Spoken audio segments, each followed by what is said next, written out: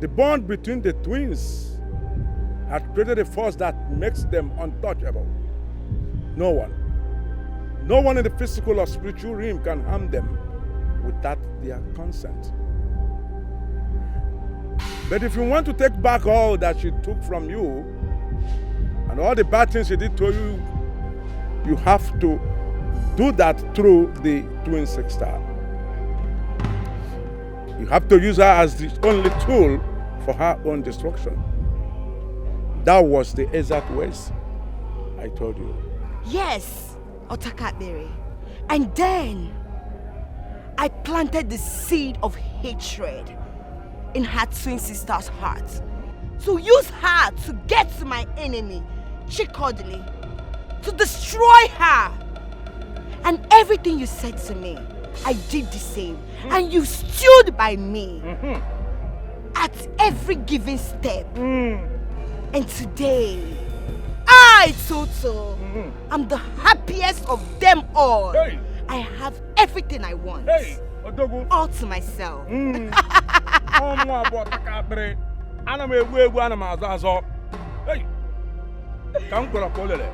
Otakabiri, you deserve a great reward. Yes, a reward that is extraordinary. And that is why I am here, to give it to you. Young woman, what are you doing? Otakabiri. Wonderful. Only say no what? Touch it. No what? Otakabiri.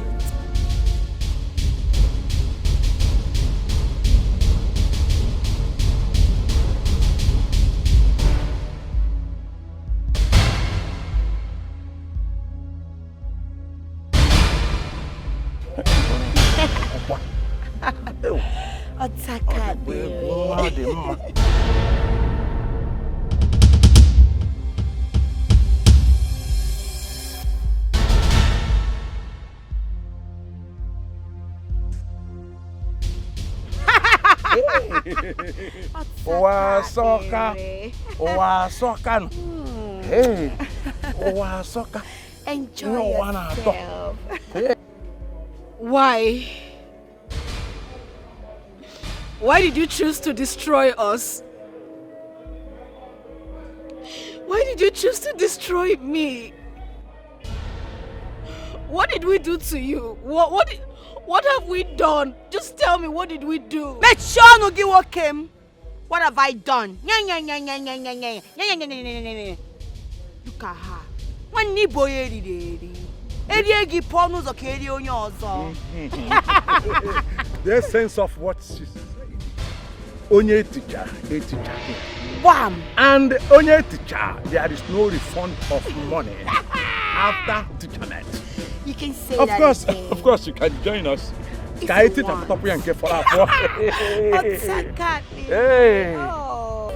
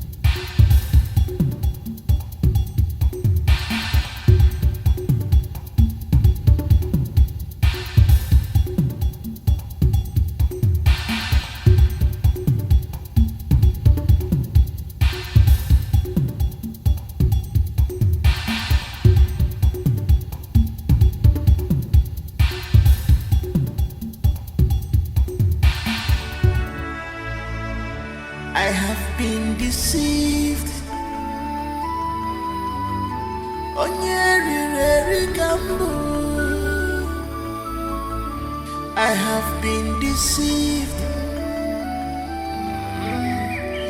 Do well, go more. Associate, MSC, Gabacha. If I facochurigana, MSC, Gabacha. Ozosia, Lucia, MSC, Gabacha.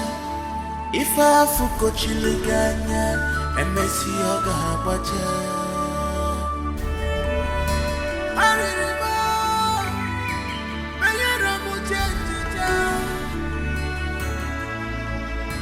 Ejimamo, ejimantemo, ebekino, anama jogi, ejimamo, ejimantemo, ebekino, anama jogi, ejimamo, ejimantemo, ebekino. Anama jogi, ejimamo, ejimantemo, ebekino. Anama jogi, ejimamo, ejimantemo, ebekino. Anama jogi.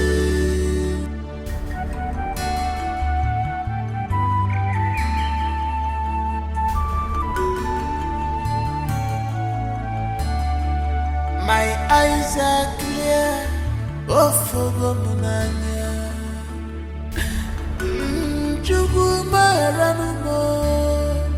My eyes are clear, oh for munanya. Jimbo maramo,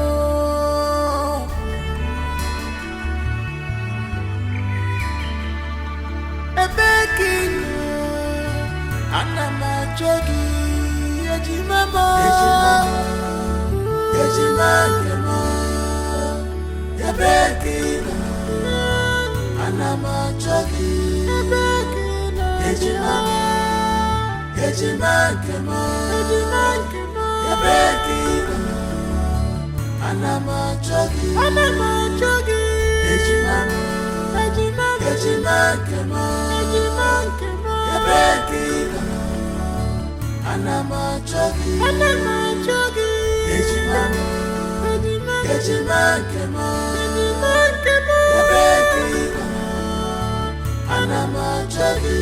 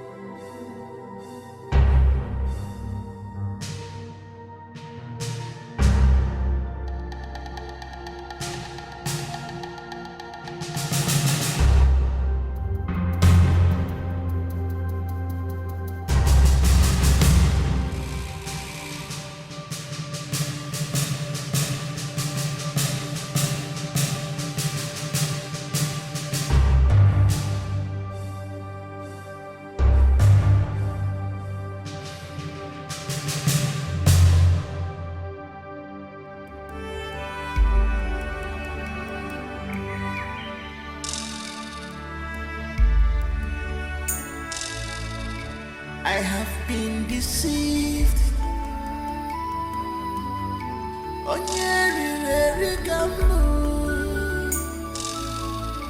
I have been deceived.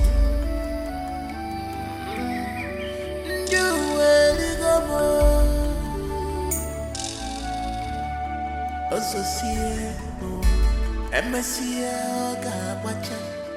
If I facochili Ganya, MSCA, Gabacha. Associate, Lucia, MSCA, Gabacha. If I facochili Ganya, MSCA, Gabacha.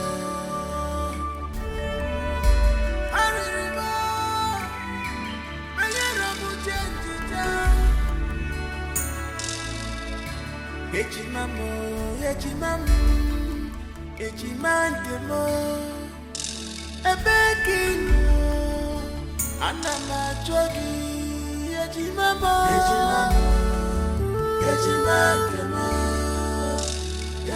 ebekino, anama jogi,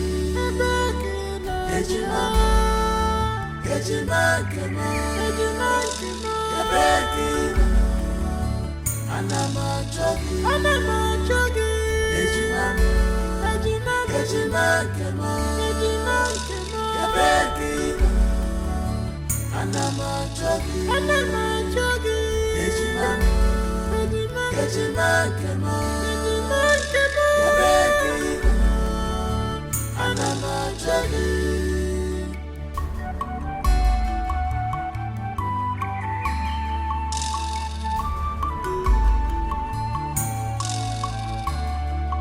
My eyes are clear, oh Fogomunanya.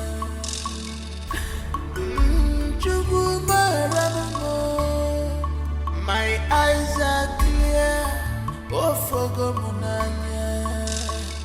Jimo Maramo,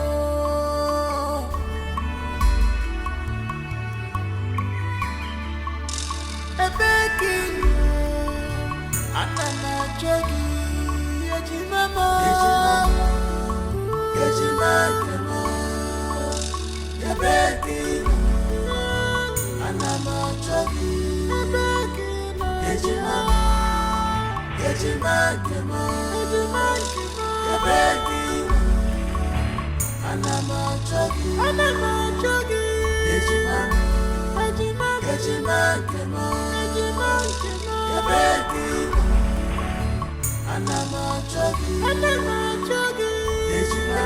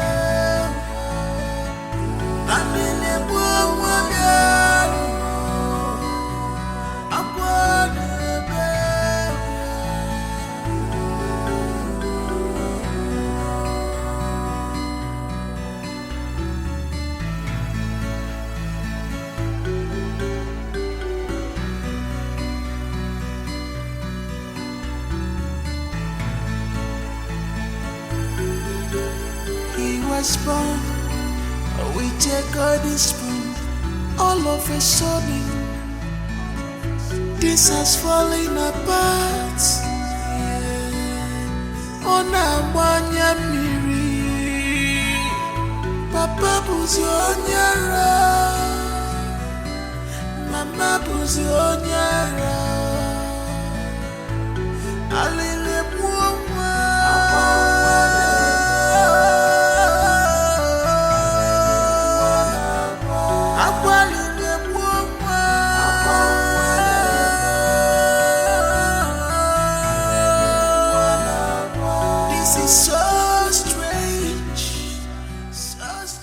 true love. I love you so much, Yamalita.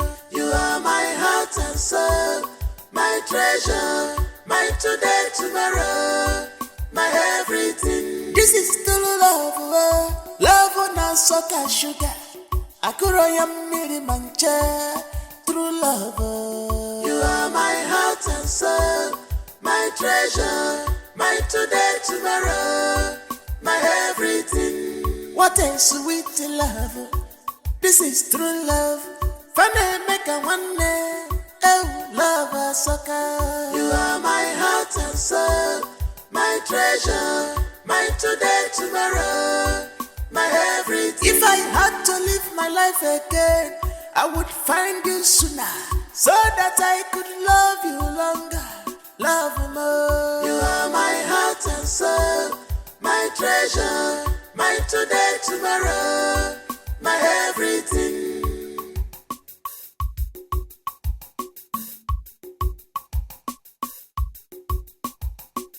Some people want to know our secret. Some people want to know what did they give us joy. They say they want to be like us. People they ask me what did I see in you. I just smile. I'm welcome now. I just laugh.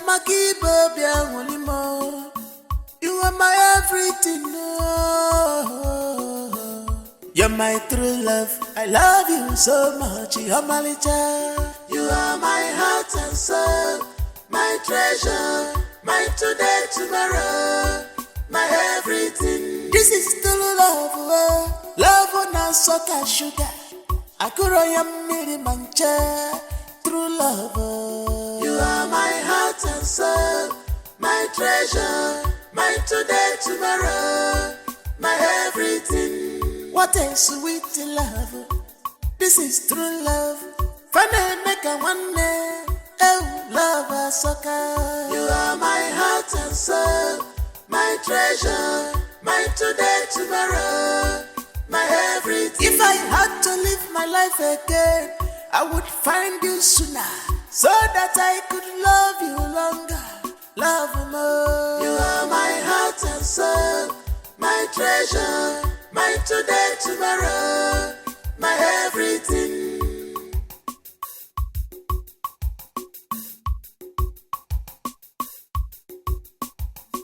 You're my true love. I love you so much, Yamalita.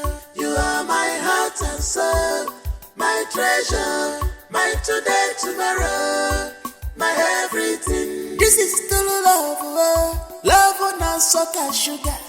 Akuroyam miri mancha.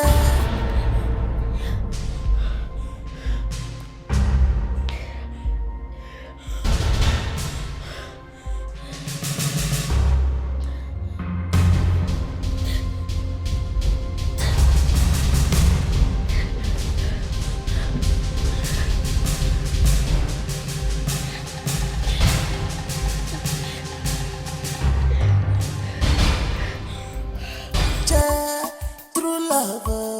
You are my heart and soul, my treasure, my today, tomorrow, my everything. What a sweet love. This is true love. Funny make a one day. Oh, love a sucker. You are my heart and soul, my treasure, my today, tomorrow, my everything. If I had to live my life again, I would find you sooner, so that I could love you longer, love you more. You are my heart and soul, my treasure, my today, tomorrow, my everything.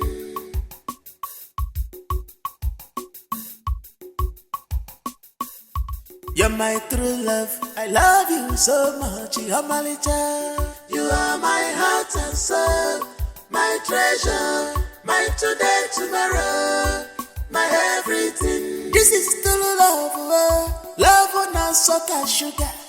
Akuroyam miri mancha, true love. You are my heart and soul, my treasure, my today, tomorrow, my everything. What a sweet love. This is true love. Funny make a one day. Oh, love us. Yeji mama. Yeji mama. Yeji mama. Yabekina. Anama chogi. Yeji mama. Yeji mama. Yabekina. Anama chogi. Yeji mama. Yeji mama. Yabekina. Anama chogi. Yeji mama. Yeji mama. Yabekina. Anama chogi.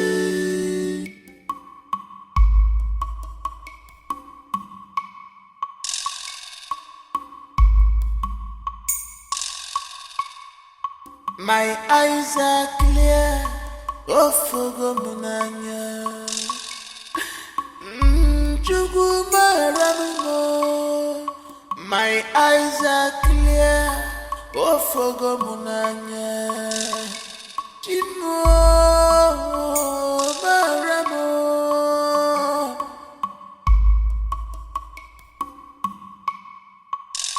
Ebekino. Anama chogi, yeji mama,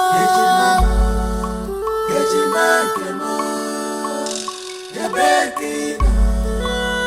Anama chogi, yeji mama.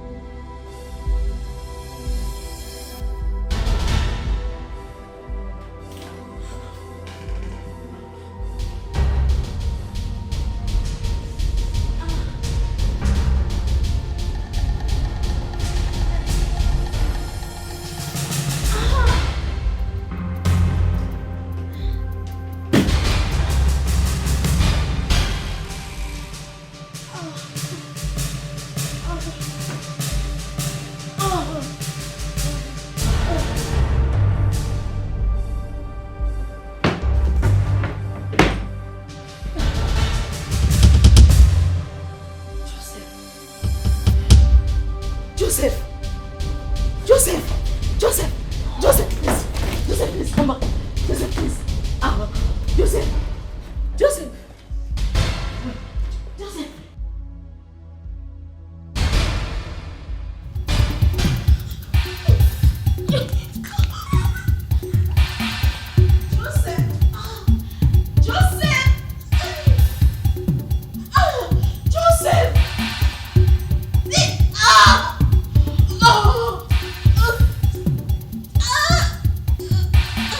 Joseph, please. Joseph.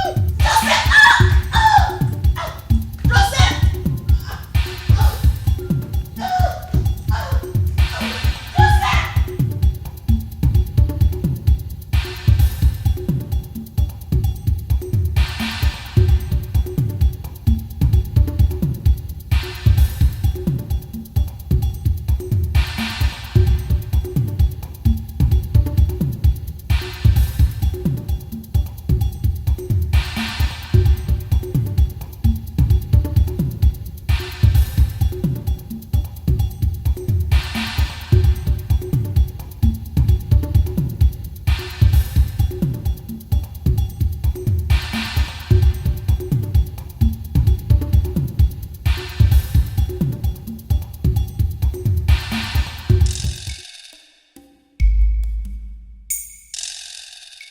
I have been deceived.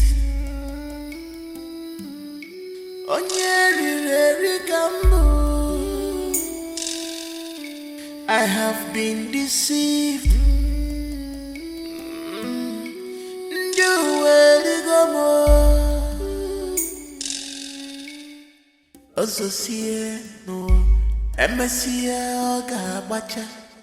If I fakochiriganya emesi oga agbacha ozosia lucia emesi oga agbacha ife afukochiliganya emesi oga agbacha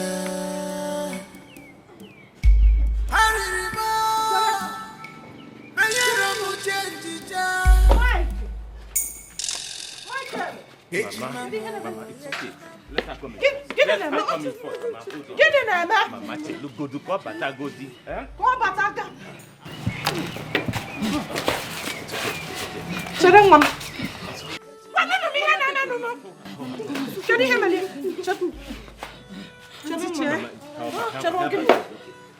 Chadang, Mama.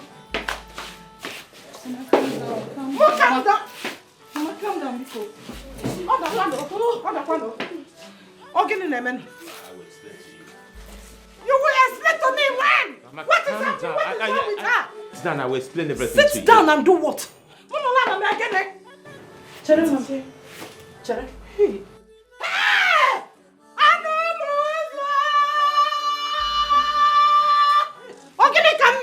It's okay. Mama, just sit down. Sit down, I don't want. Mama, I will explain to you. Please, just kindly sit down. Opa, Mama. Talk to us.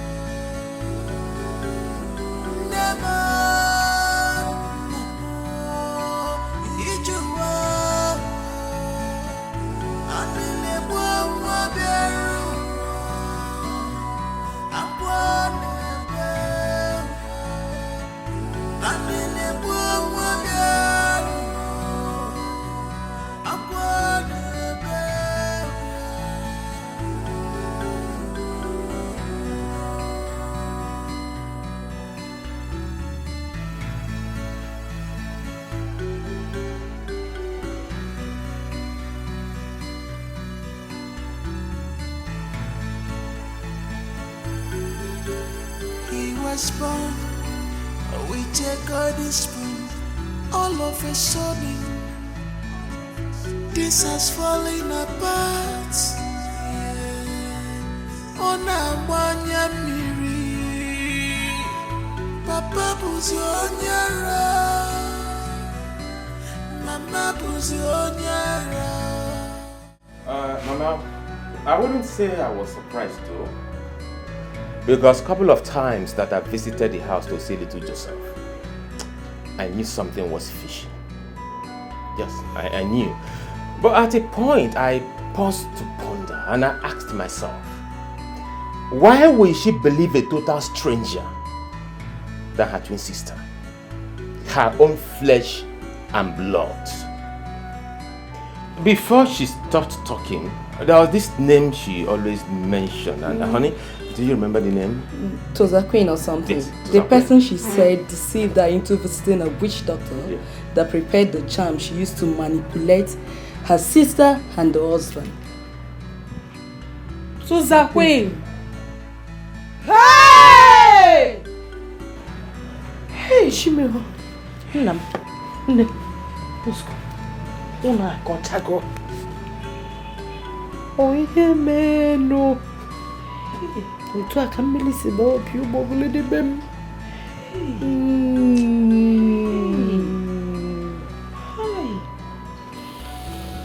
Ha.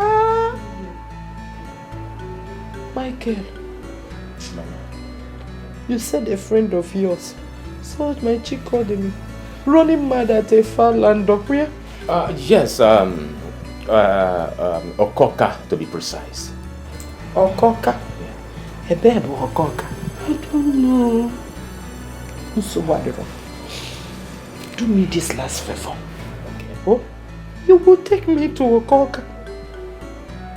Let me go in search of my daughter. I need to bring her home. Bcos. Oh.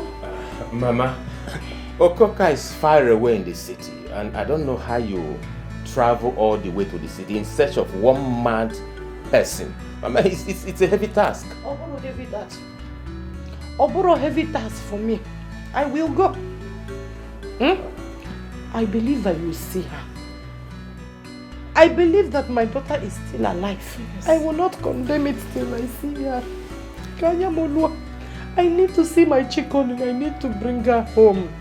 Hey! Please. You have to help us. Hey!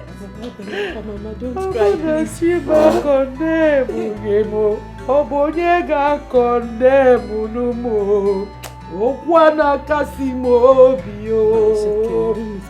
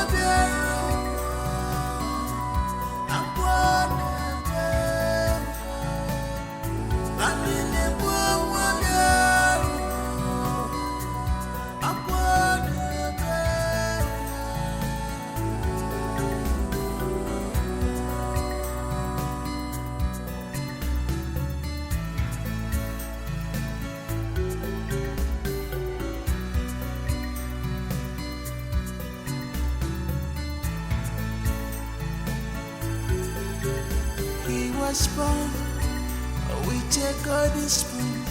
All of a sudden, this has fallen apart. On a wanya miri, Papa Buzionyara, Mama Buzionyara, Alile Puma.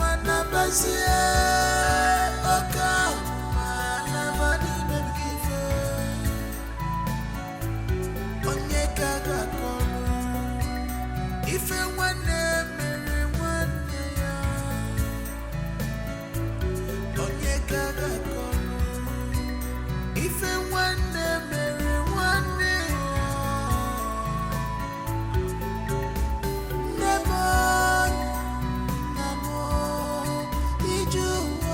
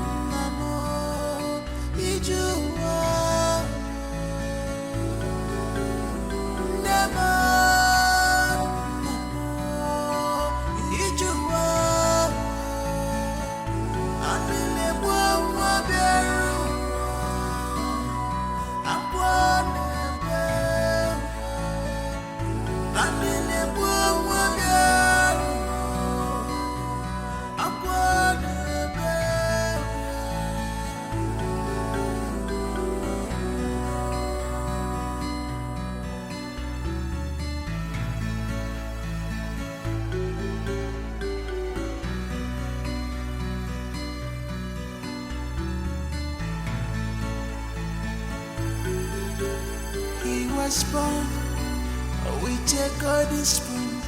All of a sudden, this has fallen apart.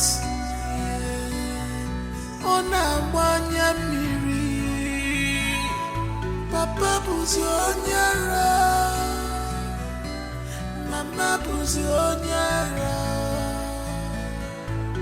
Alile muwa.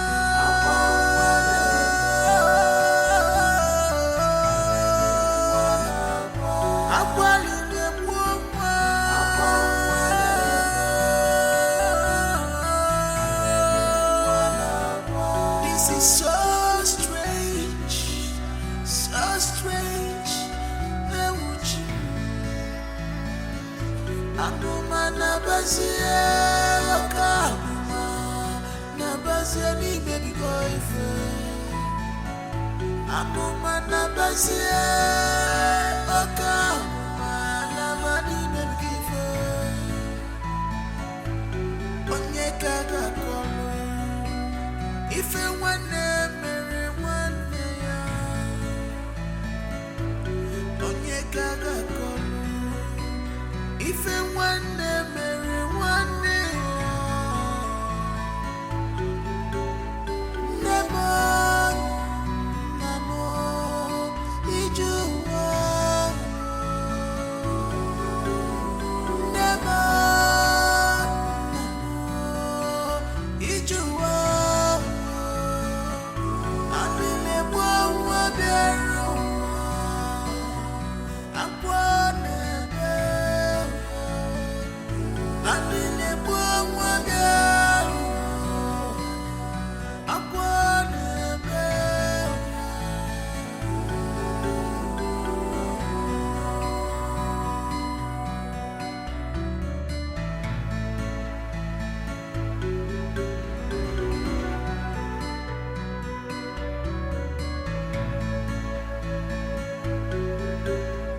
Nemo, namo, ijuwa. Nemo, namo, ijuwa. Anile mwa beru, akwane beru. Anile mwa beru, akwane beru. Nemo, namo, ijuwa. Nemo, namo, ijuwa. Anile mwa beru, akwane beru. Anile mwa beru, akwane beru.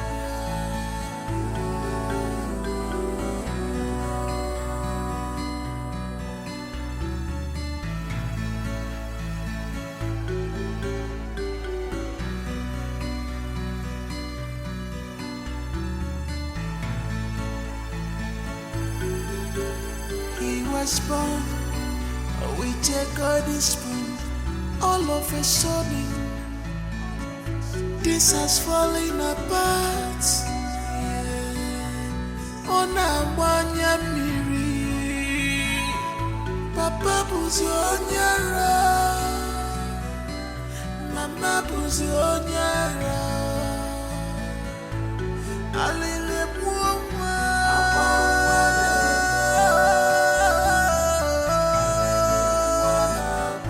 Akwalile muwa.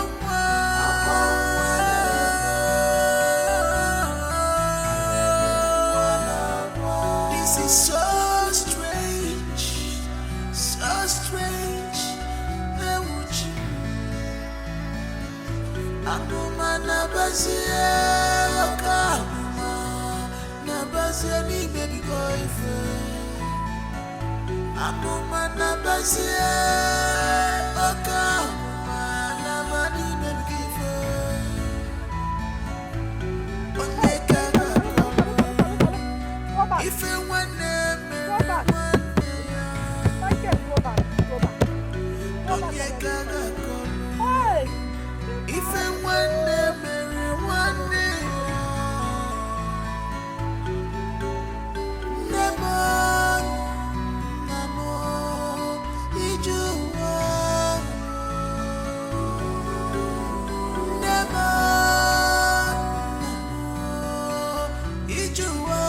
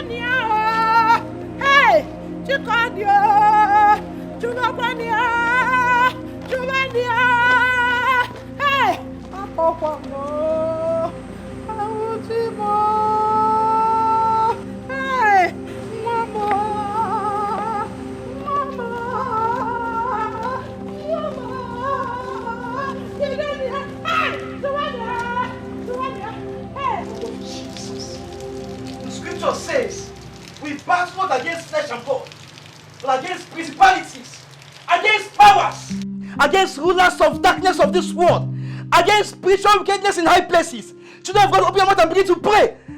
Father, in the name of Jesus, I free this family today.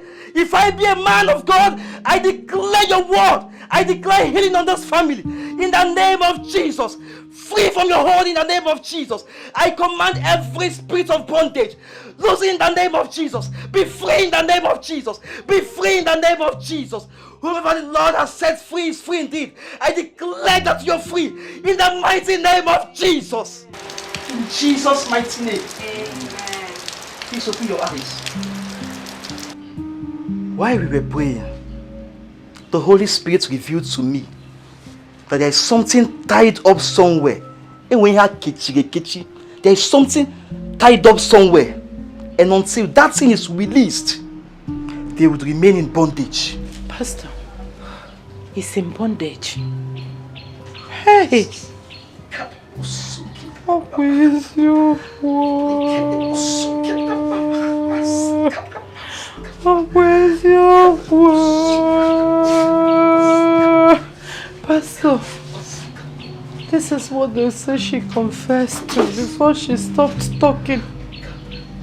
Bcos, where do we see that thing to untie it? Where? I know that the God I serve is still alive.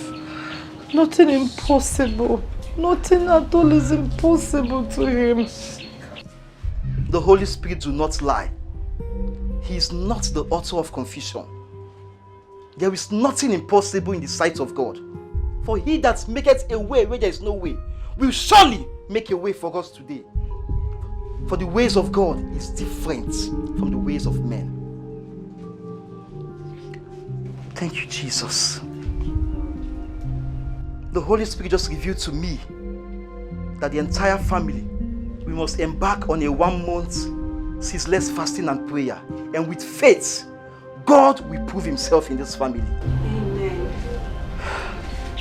Also 1 month. We can do it. Pastor, 1 month to chat. Can we continue to pray?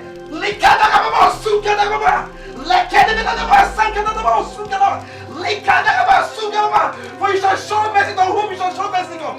For that we obtain mercy. We obtain mercy. We obtain mercy. We obtain mercy, O God.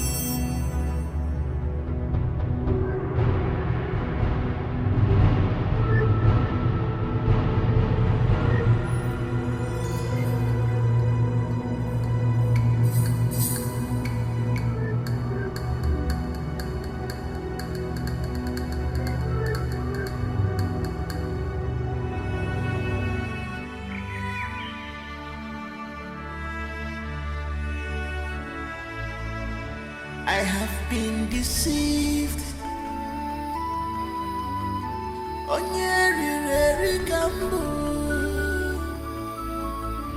I have been deceived.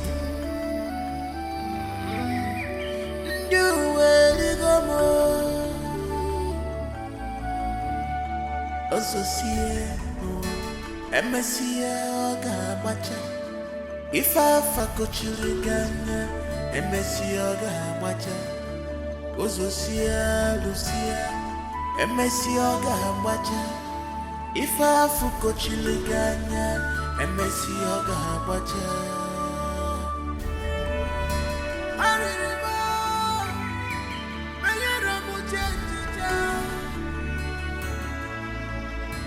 Ejimamo,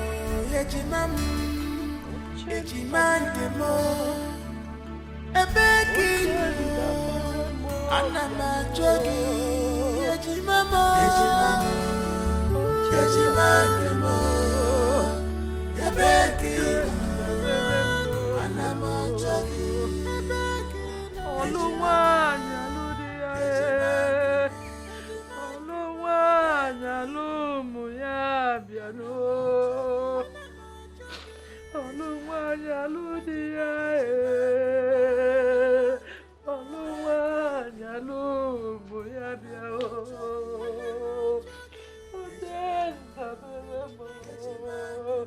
Ochenda beremo biao. Ogwoya nana yego, Ogwoya nana yego biao.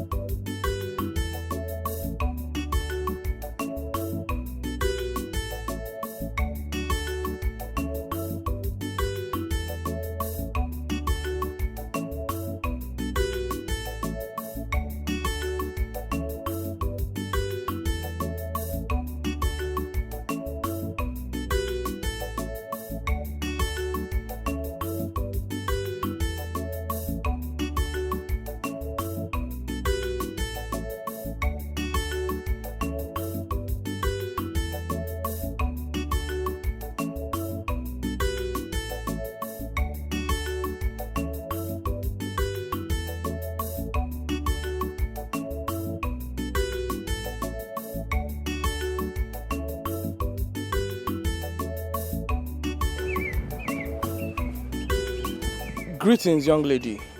We came in search of Miss Cherechi Christian Okafor, and I hope we're in the right place. You don't need to be scared. My name is Tony Tyson, CEO, T&T Venture Worldwide. And these are my friends, Capital Oil Limited. And this is Agency Luxury. Oh, we actually directed here after sourcing info for long on how to locate her. We brought good news for her, a very good one. Is she in?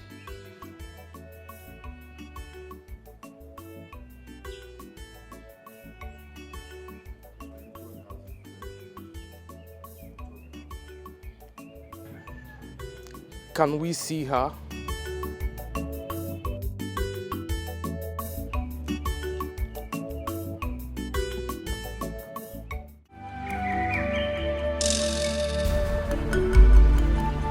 Kodele. Nem. Kodele. Mama. Kodele mo. Mama. What is wrong? What is wrong with Cherechi? Why was I tied up? And I was calling for help. Nobody came to help me until I managed to untie myself. She talk to me now. What is happening?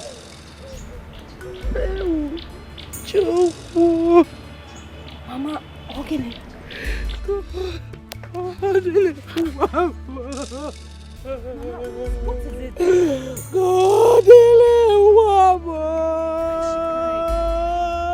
Hey! Mama, Ogini. What is it? Why are you crying? Mama. Kachi, what?